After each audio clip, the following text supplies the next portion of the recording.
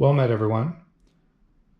Sir Gemini here from Knight Errant Academy of Chivalry, and we're here in the workshop today showing you the finished product of a practice cudgel made of rattan. On the table you have the various pieces and equipment you need to construct this item. So without further ado, let's get on to the video. Remember, if you have any questions, you can always email me on the link on the YouTube channel, or if you belong to the Facebook group, you can get on the Facebook group and talk to me there.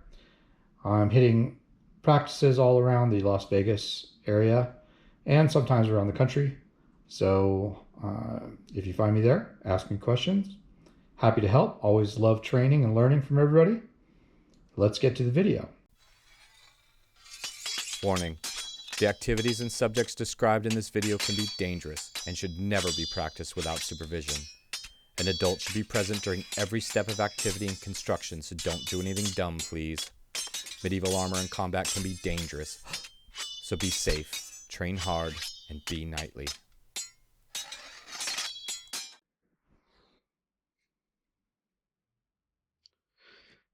Well, Matt, so we're going to start off with some of the items you're going to need when you're making a rattan cudgel.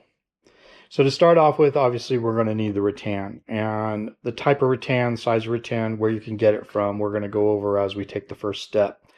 It's important to get a good piece, as good as possible, and I will give you a link down below for a supplier.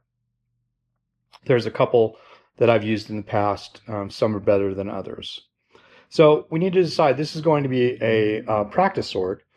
And so for it to be a practice sword, we need to decide what type of hand protection we're going to use. Are we going to use gauntlets? If we're going to use gauntlets, we can use a cross guard and make it look like a cross-guarded sword.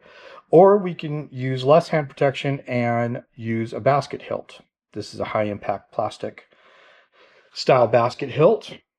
And once we decide that, because that's going to determine how big of a handle or grip we're going to use for the most part. Next, we need to have a marking device like this Sharpie right here, and I'll show you why. As we get to it, we're going to need a measuring device like that measuring tape right there to know how long we want to make our sword. In this instance, we're going to make an arming sword, so it's going to be a little shorter than most of you are used to, but I like my swords that way. Various types of tape. We have electrical tape, we have Gorilla tape, strapping tape, which we'll talk a little bit more about, and then regular duct tape in colors. We also have some athletic tape over here, which plays a part in the construction and the type of practice sword that this will be. Over here we have closed cell foam. Now, closed cell foam is not like the camping foam that you get as a camping mat from one of the stores, the blue ones or something like that. Closed cell foam is a rubberized type foam. So I will explain. You can get them at Ace Hardware. You can get them a lot of places nowadays. But you want to use a closed cell foam. Above those is a 24 millimeter socket and a 1-inch socket, either of which I use as a little template to carve out a rough circle. And then I smooth them out a little rounder later. And those are for a thrusting tip if you're going to do a sword with a thrusting tip. In my personal opinion, I don't see how or why you would do a sword without a thrusting tip unless it was a specific period one that you were trying to replicate that did not have a thrusting tip used. Otherwise, you're not using the full potential of a blade. Down here, this piece right here is a tennis racket grip tape. And so some people like a little more cushion. Some people like a little better look on their handles rather than just raw rattan. You can go down and to any of the sports stores and get one of those. They're relatively cheap and they provide a little bit of shot comfort. Over here, this is called a draw knife. Now, this particular tool is almost 100 years old. You can buy them now in any big box store, or you can buy them at Harbor Freight or something like that. I've had this one for a very long time. It's been in my family for a long while. And this is what I use to take the initial material off the sides because of the size of rattan I usually get. This right here is an instrument that provides gauging for specific types of rattan combat. So this one right here is designed for SEA combat, and with it It gives you nice gauges on the width of what a sword width should be, the gauge of what the cage material should be on a helm, and things like that. It's a really good tool, and I'll put the links to everything down below. You're gonna need something to cut it with, and just a regular small wood cutting saw is good. And you'll see this is a hard tooth rasp as well. You'll see I do some of the fine tuning on the handles with this rasp, which is a great help to get that nice walnut shape that you want, almond shape I should say, that you want on the handle, because you want the handle to be as much like a medieval sword handle as possible. And then over here, this is a luxury. This luxury is a small little belt sander. I have a larger one, but for what I'm doing for just basic fine tuning stuff, this one works just fine. I don't use it very often. It's a luxury. It's not something you need. You can hand sand things. You can just rasp them. But for the most part, you should be fine. So these are your basic materials. As I said, I'll try to put a list of everything down in the footnotes of this video. But these are your basic materials for a basic sword. There's a lot to it, actually. And there's a lot to the technique of making a very good, solid one that's going to not only last as much as possible, but it's also going to treat it like a facsimile of a real blade. And that's what you want. You want to be able to orientate that. So you can pick up either steel or a waster like this and use the same mechanics, the same hand motions, everything. All right, beginning with rattan, this is going to be your base material for what you're going to be using. Rattan is a cousin to a bamboo. It is a grass. It's not a hardwood. So you can see right here, those small little filaments, this is a grass. So it has the benefit of when it starts to break down, it won't shatter. It'll just broom up, get soft and mushy. And this is great because then if it starts peeking through any of the tape or anything like that, it won't cause an eye injury to anyone. I've gotten my rattan from quite a few sources. Berkeley, California has a rattan shop, the Cane Shop, and for years I got my stuff from them. Over the last few years, I get my stuff from Frank's Cane and Rush, and they're out of Huntington Beach, California, and I'll leave a link. Not only does Frank's provide some of the best pieces of rattan I've ever used, but their customer service is fantastic, and they go out of their way to make sure. They do little things like grinding off the edges of the growth rings on the rattan. They even, I don't know if you could see that, but they even carve the edges off a little bit to keep them from cutting the box as it's being transported. So Frank's is a fantastic company. I don't get any endorsements from them. You want to make sure the rattan is as straight as possible, as fresh as possible, that it doesn't have any bug holes in it. Now, bug markings are like these little markings right here, and that's fine. If it's a little scarring on the top, that doesn't hurt anything. When it's bored into the piece itself, that's going to cause a structural weakness, and it'll cause it to degrade a lot faster. I wanted to show you what happens to the rattan as it degrades. So this was a fighting cudgel that I've used for a little bit, not very long, but I tend to go through them pretty quick. And as you can see here, how it's getting broomed out, how the fibers are all separating. Getting a little mushy right there. And what happens is when you strike, whatever you contact on your opponent is going to have that little bit of flex. And the more you smush it down, the more flex it's going to have. You see here at the very end what happens to it. It really starts to broom out. But this is the beauty of rattan. When it starts to degrade, it won't shatter. Because it's part of the grass family, it just brooms out like this. So it's a lot safer for you. It's a lot safer for your opponents. And, you know, it's not absolutely reusable, but one of the things you can do, like for instance, I will take these and I'll make smaller, shorter weapons out of them, or practice things. So this one particularly down right to about right here is where it's starting to split. So if I cut it off, right here, I have a good 2 feet of rattan left with a perfectly good and serviceable handle. So for this, I can make a dagger. I could make several different types of weapons with it. I want to give you a cross section of the handle. As you can see, I talked about that almond shape. This is the shape we're going to try to achieve, right? And why we want to achieve that is because it's giving us clear blade orientation. When we put our hand on this, where that grip sits, where that almond shape sits right here, in that bend of our fingers tells us exactly where that blade is at all times. We never want to hit flat. We always want to hit on the edge. And so we know if it's between my thumb and my palm, that's the back blade. If it's between the bend in the joints of my fingers, that's the front of the blade. And so when I grip on this sword, I know exactly where my blade orientation is. Okay, so it's very important to begin with getting a good piece of rattan that is the proper width. Every organization is different, but you want to at least have 1.25 inches of width on that weapon, because most organizations have a 1-inch minimum width in the faceplate or grill of the helmets that everybody uses. You don't want this going in and smacking somebody in the face. This is rattan. It's lighter than a hardwood. When you tape it and add the things that we add to it, it becomes pretty comparable weight.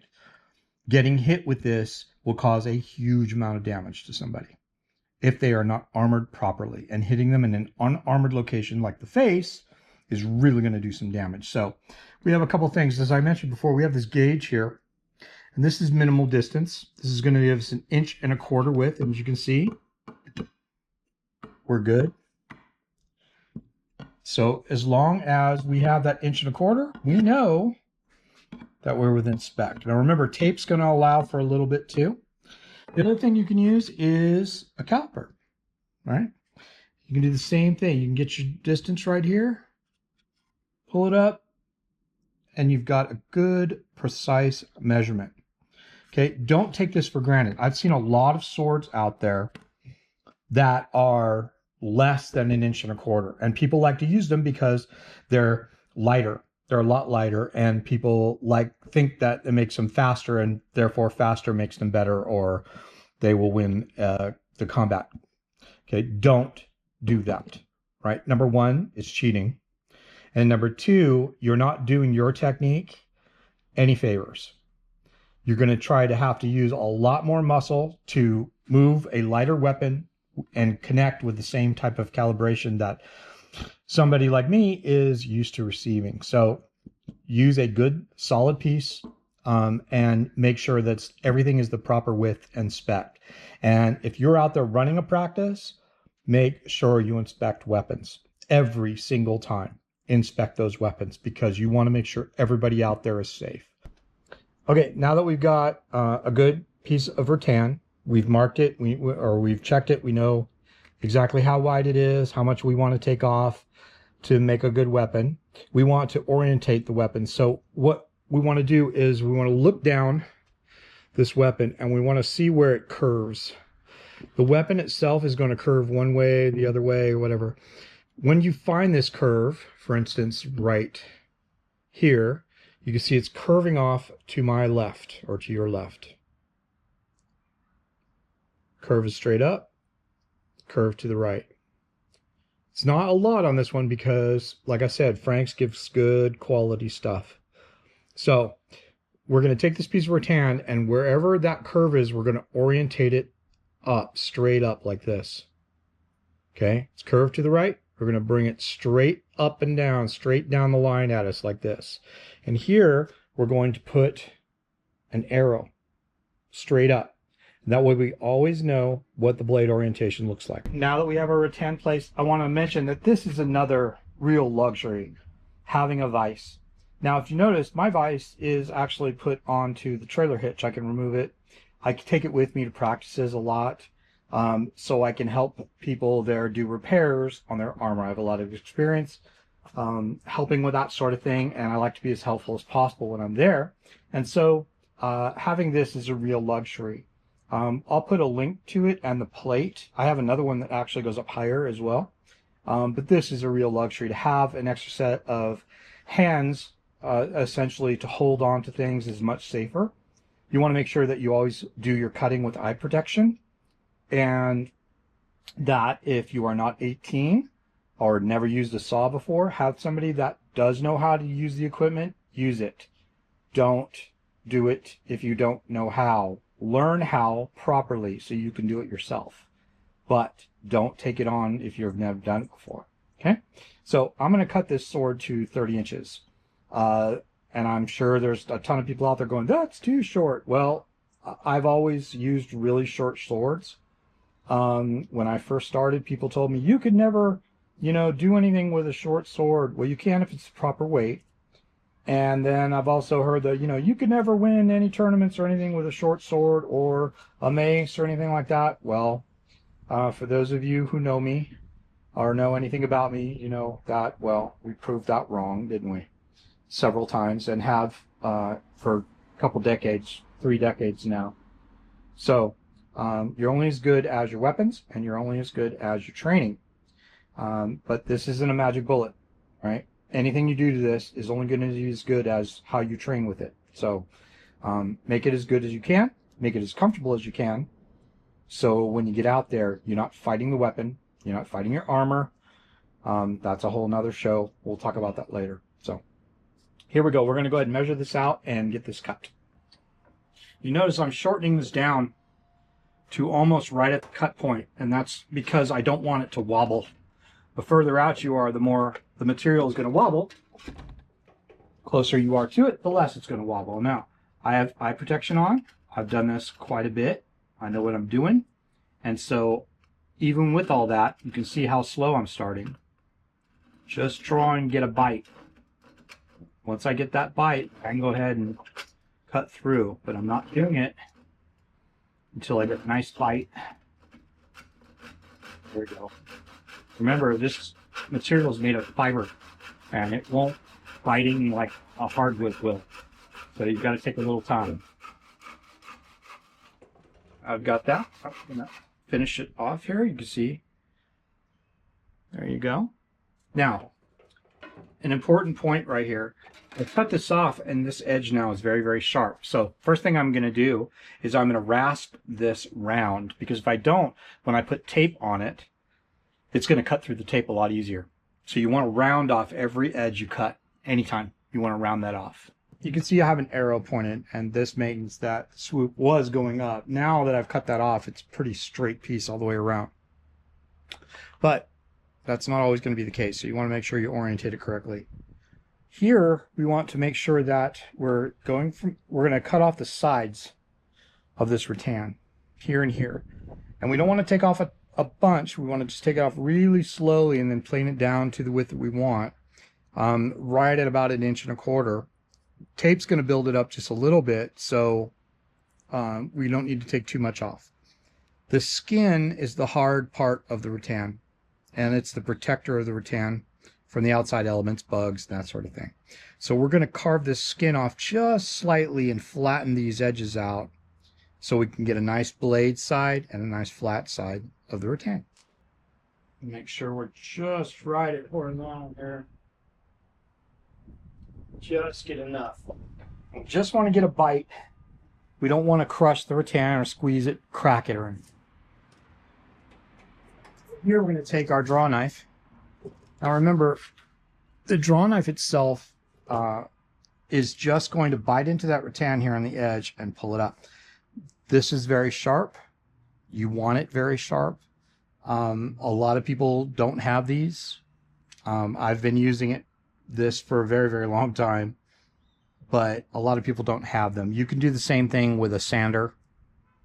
You can do the same thing with a plane. You can do the same thing with even a table saw, or you can leave it round. You don't have to do it like this, but what I found that I like the best is to use this type of draw knife. Don't use it if you don't know how.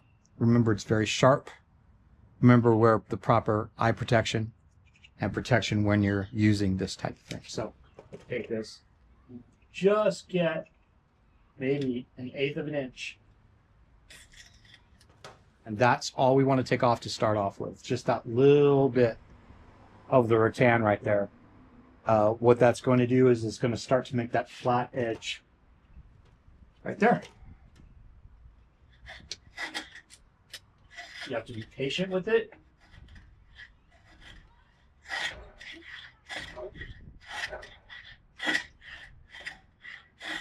Do it a little at a time.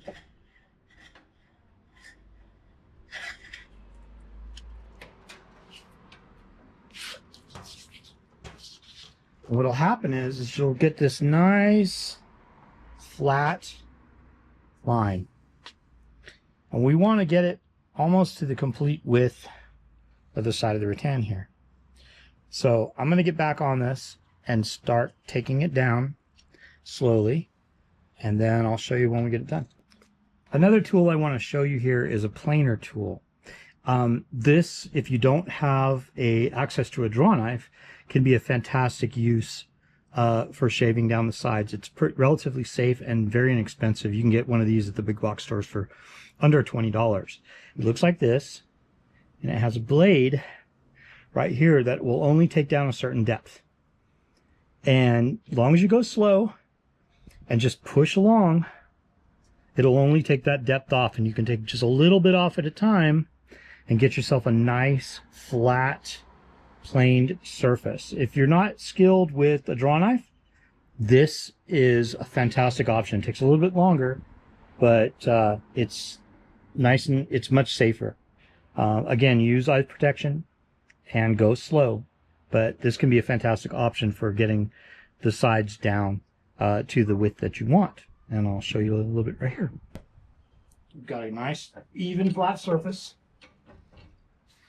Take the planer, put it down, and you're going to feel it bite just a little bit. Push your front hand down and just glide along.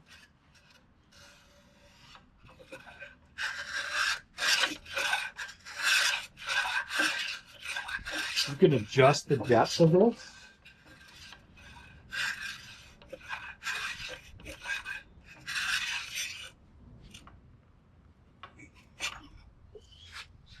And does really well. You can get a nice even line down here, and just keep cutting away at it. Just go slow, and it's a nice clean way to do your lines. All right, so we've done a little bit more with the planer off of the drawing eye, and we've got it just about where we want it. So we take our gauge, or you take your caliper or measuring tape, whatever you need. You want to make sure that runs down. And as you can see, we're just right at 1 1/4 inches. We've got less than a 1/16. So by the time we tape it, that whole thing is going to be right. All right? Everything is going to be right where it's supposed to be. See, it drags it just a little bit. That means you're right at 1 1/4 inches.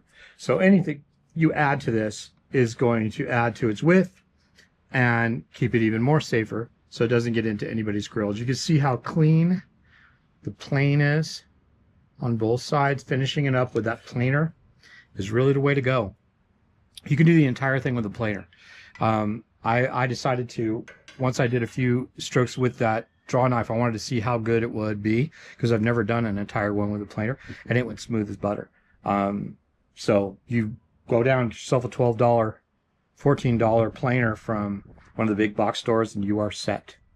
So next we got to make the handle. This one, I already have a working blade right now that has a cross guard, to which I'm using the gauntlets to work with. For this one, we're going to use a basket hilt. So you need to put the basket hilt on here, and then we're just going to take a measurement from here to there. And what that's going to do is it's going to show us pretty much where we want to make that almond shape for our blade. Now, anywhere in between here is where we're going to go ahead and make our handle. And we make that, I make it with a draw knife, a little bit of the planer, and a lot of work with the rasp. You can use a sander and just have a big belt sander and grind it along there. That's totally fine too. I kind of like having a more tactile approach to how I make my stuff. But as long as you get it down, don't leave it round. Don't leave it round. One more time for everybody in the back. Don't leave it round. Okay? A round sword handle does a couple of things. Number one, it gives you absolutely no blade orientation. And you never know whether you're throwing flat or on edge just by the feel of the grip. That's terrible. It's terrible swordsmanship. It's terrible sword work. Don't do it. The other reason is if somebody's using this that has a smaller hand and they try to put their hands around this big piece of rattan, it is not going to work for them. They're going to be gripping it tighter to try to hold on to it. And the harder you have to grip onto this sword when you're using it for sword work, the more tired your arm's going to be. And you're literally going to fatigue from your fingertips back. Okay? Don't get in the habit of being lazy and doing that. Do it right. Build it correctly. Take pride in what you do. Make sure all of your equipment is correct. If you do that, then everything you pick up is going to feel good. You're going to be out there and you're going to be ready to concentrate on that training. If it's not, everything's going to be a hassle. That goes for armor, shields, clothing, undergarments, everything. Okay? So make this priority. Make this handle exactly how you want it. And you're going to mess up. Rattan's cheap for relatively. So it's okay to do that. It's all right to mess up as long as you... And you can fix things. If you make it a little too narrow, you can put some tape on there.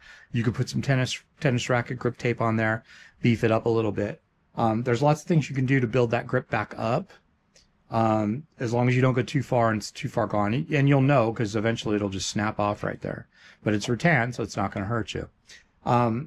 But play with it. Don't be afraid to take the basket hilt off and recut it, reshape it. Don't be afraid. Okay? All right, so I'm going to get to shaping this and we'll check back in.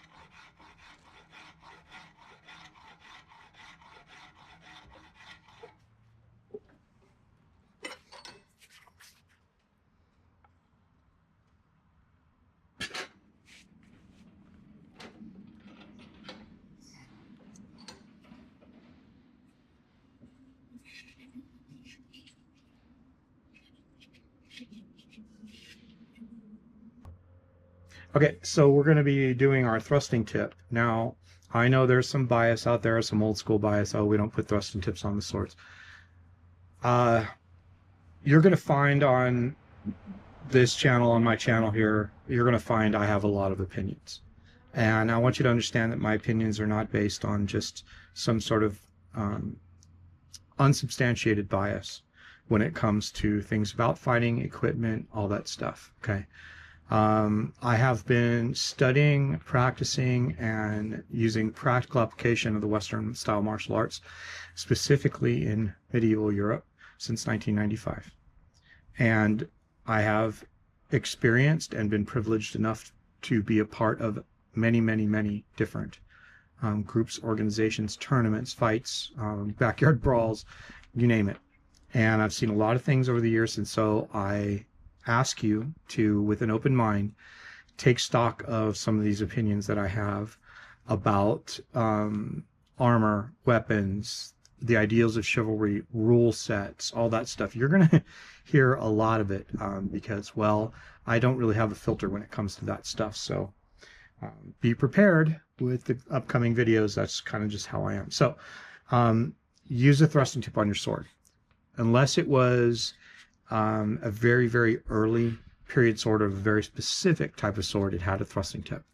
And the ability to use a thrust properly, that's a whole different thing.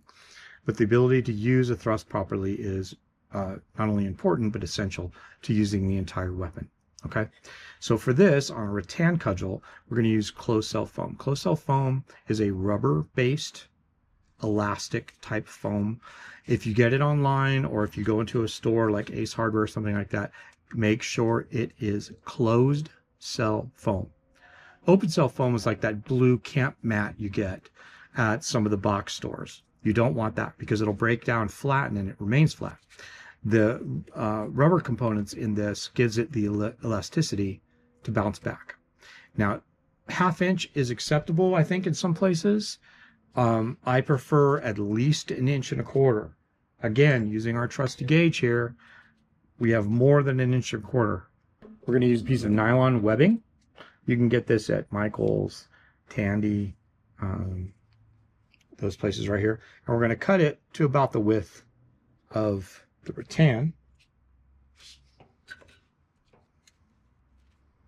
That's why I like this one with the little ridges on it.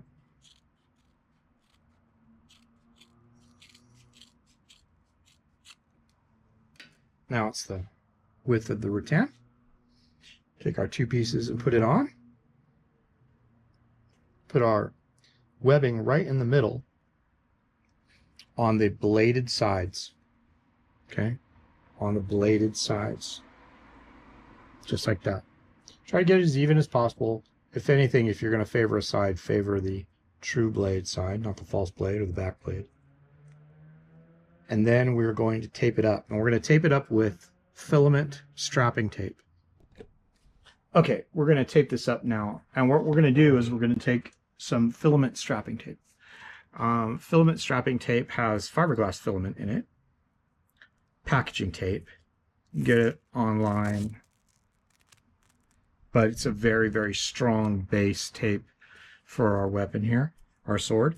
And it's going to keep things from breaking. A lot of tape will break. This filament here is super, super strong. So on impacts, it won't break. And what we're going to do is we're going to go across, over, and diagonals all the way around it. And then we're going to swirl it down all the way basically to where our basket hilt is going to sit.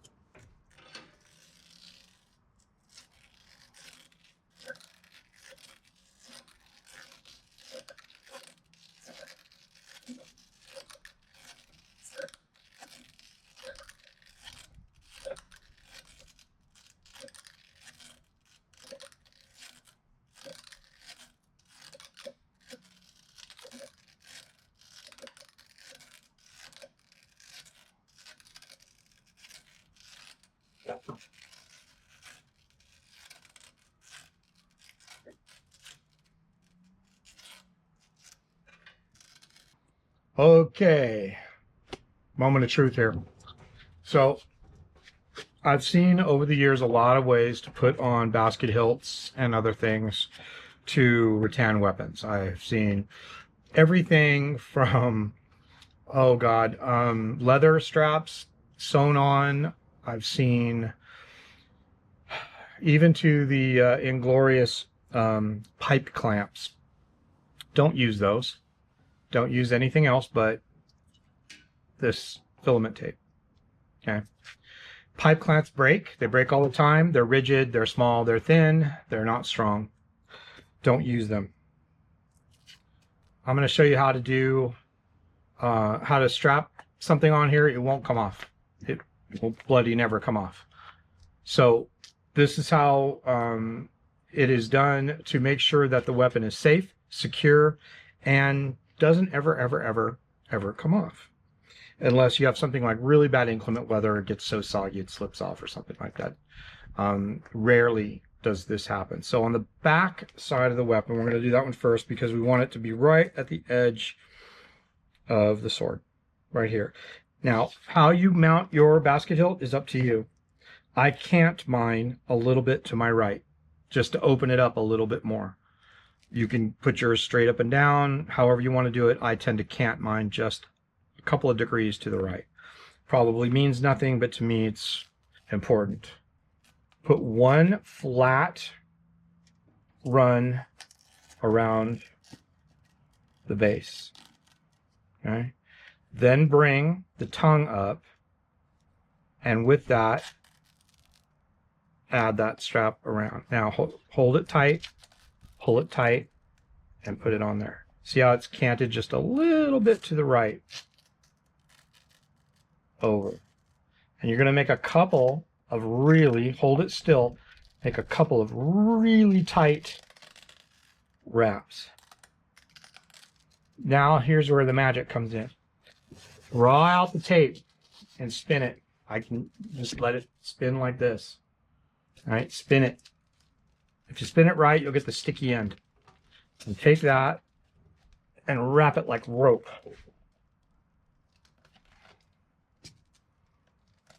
Because that's essentially what it is, the fiberglass rope. You can even kitty it up around the corners here, it doesn't really matter. Draw a little more out, spin it. And again, make it like rope.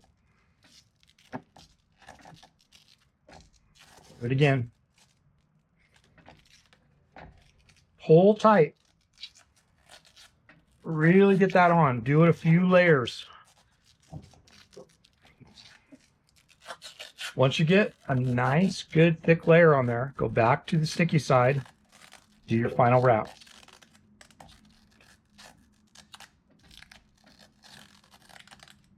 Cut it off.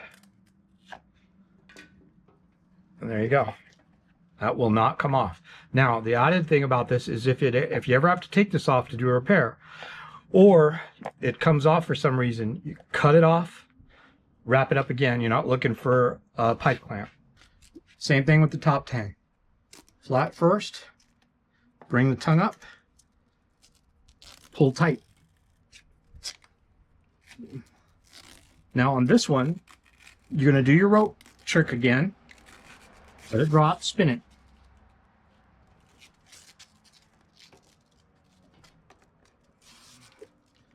Feed itself, then come over to the front of the tang and pull it back.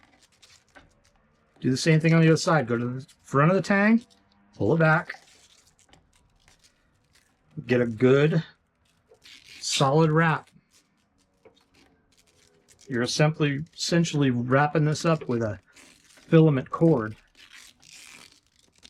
And it really will hold that sword down.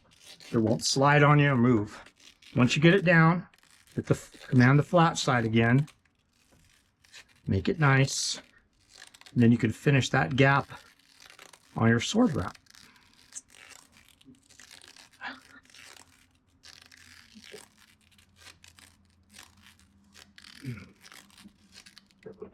There it is. Final product, ready to go to fighter practice, which I will be going to tomorrow night.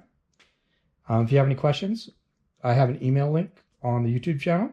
I'd be happy to answer any questions you have, or if you want to be part of the Facebook group, I'll put the Facebook group down as well.